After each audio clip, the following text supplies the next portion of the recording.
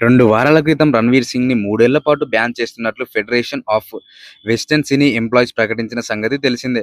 ఫర్హాన్ అఖ్తర్ దర్శకత్వంలో రూపొందించాల్సిన 'డాన్ 3' నుంచి తప్పుకోవడం వల్ల నిర్మాతకు 45 కోట్ల నష్టం వచ్చిందని, ఆ కారణంగా ఇండస్ట్రీ నుంచి అతన్ని ఎలాంటి సహకారం ఇవ్వకూడదని ప్రెస్ మీట్‌లో మరీ చెప్పడం దుమారం రేపుతుంది.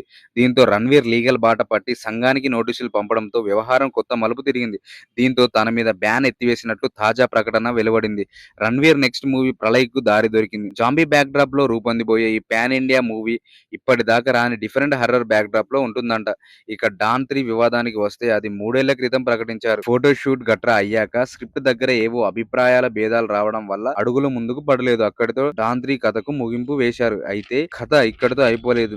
సదరు నిర్మాణ సంస్థ రణ్వీర్ సింగ్ వివరణ ఇవ్వాల్సి రావచ్చు. ఈ ఇష్యూ గురించి ఫర్హాన్ అఖ్తర్ నేరుగా మీడియాతో మాట్లాడలేదు. అది జరిగితే మరిన్ని విషయాలు బయటికి వస్తాయి. 'దురంధర్' సక్సెస్ ని ఓర్వలేక కొందరు వెనుక నుంచి ఈ కుట్ర జరిపించారని రణ్వీర్ సింగ్ ఫ్యాన్స్ ఆరోపిస్తుండడం, అలాంటివి ఏమీ లేదని రూల్స్ ప్రకారమే చర్యలు పూనుకున్నామని అసోసియేషన్ చెబుతుంది. ఇక్కడ హీరోలు గమనించాల్సిన విషయం ఒకటుంది. ఒక సినిమా ఒప్పుకున్నాక వద్దనుకుంటే అదేదో ముందే క్లియర్‌గా చెప్పేస్తే బెటర్. ఇలా సంవత్సరాలు గడిచిపోయాక నిర్ణయం తీసుకుంటే ఇబ్బంది. రణ్వీర్ సింగ్ టీమ్ చెబుతున్న వర్షన్ వేరేలా ఉంది. స్క్రిప్ట్ సంతృప్తికరంగా లేకపోవడంతో పాటు ప్రొడక్షన్ ఆలస్యం చేయడం వల్లే రణ్వీర్ మనసు మార్చుకున్నాడని అంటున్నారు. పూర్తి స్పష్టత రావాలంటే రణ్వీర్ లేదా ఫర్హాన్ ఎవరో ఒకరు పూర్తిగా ఓపెన్ అవ్వాల్సిందే. ఇలాంటి ఇన్ఫర్మేషన్ కోసం మన ఛానల్‌ని సబ్స్క్రైబ్ చేయండి. మీకు గనుక ఇన్ఫర్మేషన్ నచ్చితే లైక్ చేయండి. Thank you for watching this video.